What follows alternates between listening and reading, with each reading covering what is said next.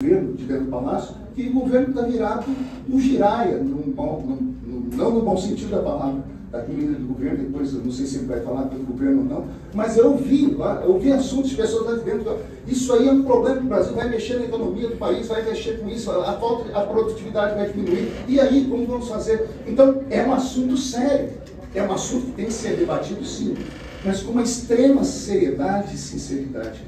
Eu me lembro quando nós botamos aqui a questão das empregadas domésticas. Pensa num deputado que ficou feliz. Minha mãe era empregada doméstica. Aí eu cheguei dentro do banheiro do plenário Luiz Guimarães, eu via deputados esmurrarem a parede, xingarem. Eu falei, mas o que vocês estão fazendo? Eu disse, olha, esse projeto é um projeto populista, é um projeto que todo mundo quer, é um projeto que eu tenho que votar, mas eu sei o efeito dele lá na frente. E o efeito, naquela época que nós ouvimos, se cumpriu. Diminuiu o número de pessoas, de empregados domésticos, o número de serviço informal cresceu, diminuiu o valor do salário delas. Nosso país não é um país sério. Para você ter uma pessoa empregada, o empregado, o patrão, um funcionário custa 1,8. 2 funcionários, você daria para um terceiro emprego se nós não tivéssemos uma carga tributária tão pesada, se nós não tivéssemos os pensamentos escusos do nosso país. Então eu acho que o início dessa batalha, desse pensamento é louvável, vocês têm todo o meu apoio, vamos para o debate. Mas eu quero ouvir também os contra-argumentos. Eu quero ouvir aquelas pessoas que pensam diferente. Eu quero ouvir economistas, eu quero ouvir tudo isso. Comparar o nosso país com um país de primeiro mundo que já vivem assim, não é honesto. Não é honesto comparar um brasileiro com um europeu. O menino europeu sai da escola falando 3 idiomas. O menino europeu sai da escola com outro pensamento. Lá ele tem comida, lá ele tem saneamento básico. Nós estamos num país que 100 milhões de pessoas não têm saneamento básico.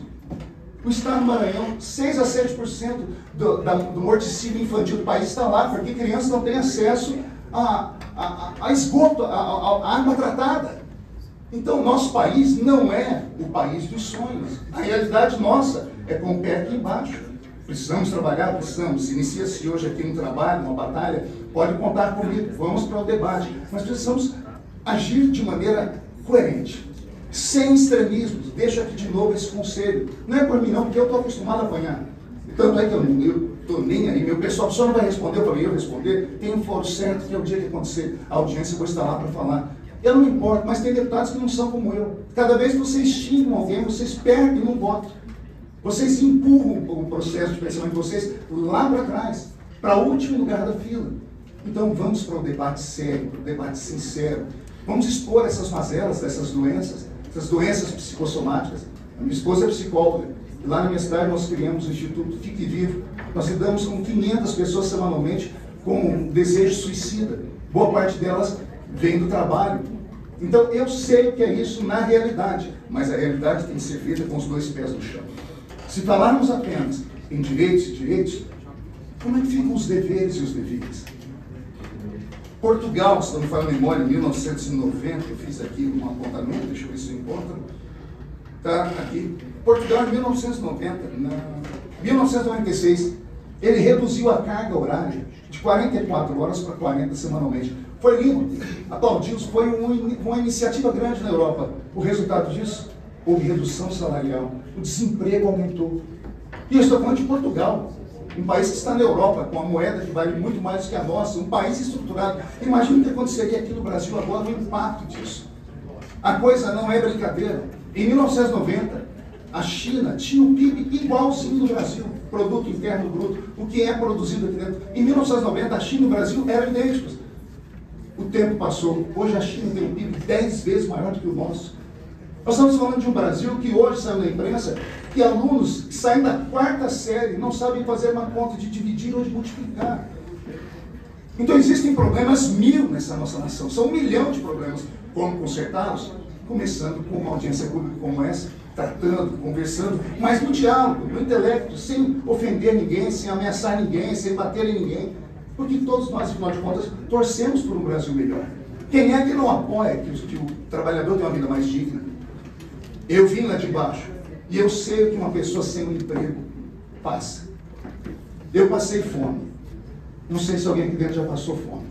Não tem nada pior do que isso. Eu não estou falando de comer arroz com feijão, não, porque o arroz com ovo que tinha lá em casa, os olhos, ainda era comida de luxo. Eu passei fome. E eu sei que é passar fome.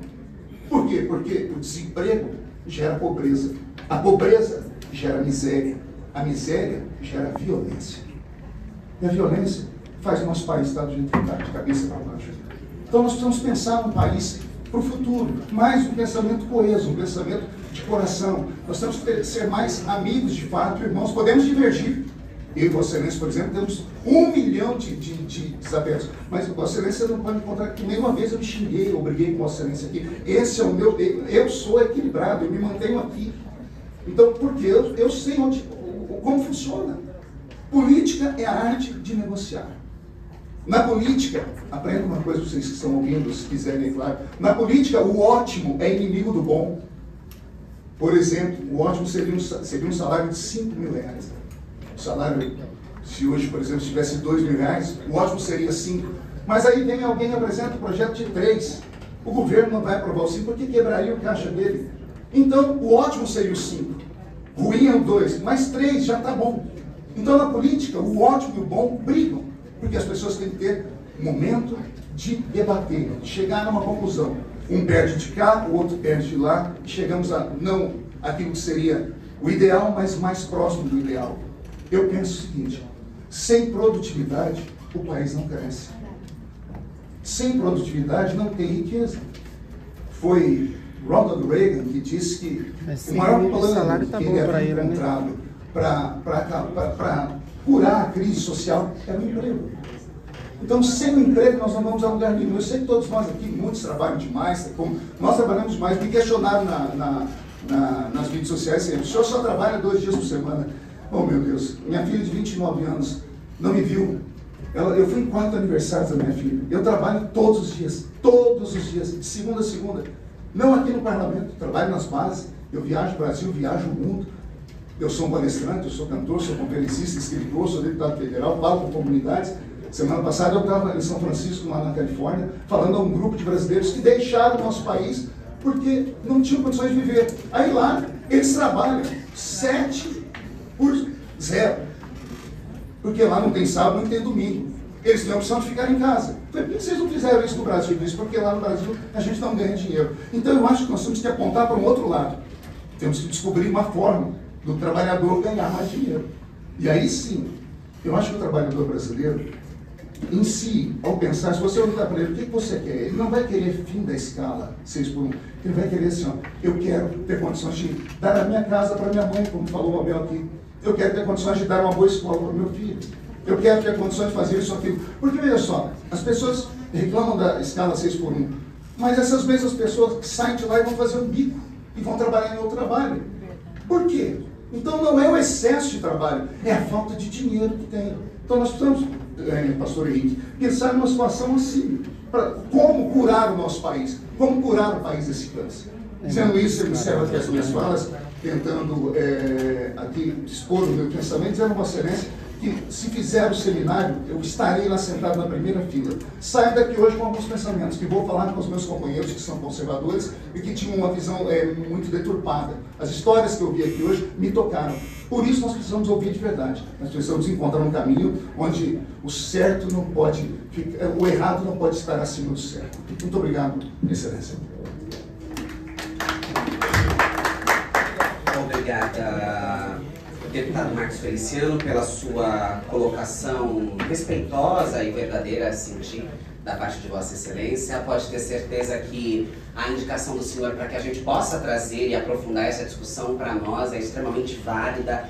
A ideia do projeto não é necessariamente se esgotar pelo projeto. Assim como Vossa Excelência colocou que a política se faz, nós temos um texto. A partir da indicação de um relator, nós temos a possibilidade de acumular os interesses, escutar e construir um novo texto que seja viável e que seja possível. O que nós não queremos que se faça é confundir a preciosidade desse debate, a importância desse debate, a necessidade e a urgência desse debate. E se nós pudermos contar com Vossa Excelência agregando, fortalecendo, tirando as dúvidas e as indagações que Vossa Excelência colocou, sempre será muito bem-vindo. O nosso propósito com a apresentação desse texto provocado pelo Movimento Vida Livre do Trabalho é escancarar essa crueldade e essa barbárie, sem ignorar dados, sem ignorar produtividade, sem ignorar a realidade socioeconômica do nosso país, que obviamente não são como os países estrangeiros, inclusive pela não revisão do formato de trabalho, pela exploração escravocrata com a qual esses países se relacionam com o nosso, por uma série de outras camadas. Para nós ter aliados que agreguem a essa discussão é extremamente fundamental, necessário, para não só a gente produza um bom texto, mas que a gente possa conseguir o levar ao plenário e ter os números necessários para a aprovação de um texto que dê dignidade, qualidade de vida e emancipe, de alguma maneira, a classe trabalhadora. O que a gente não pode permitir, deputado,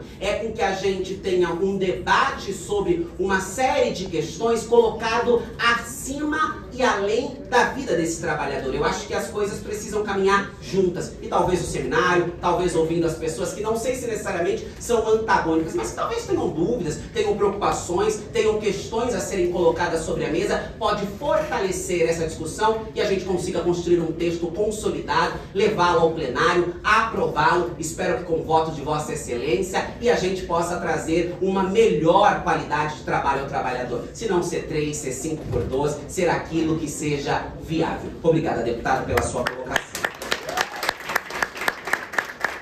Dando continuidade, então, calma, agora temos os nossos queridos que tiveram problemas aéreos, é preciso olhar para a aviação brasileira.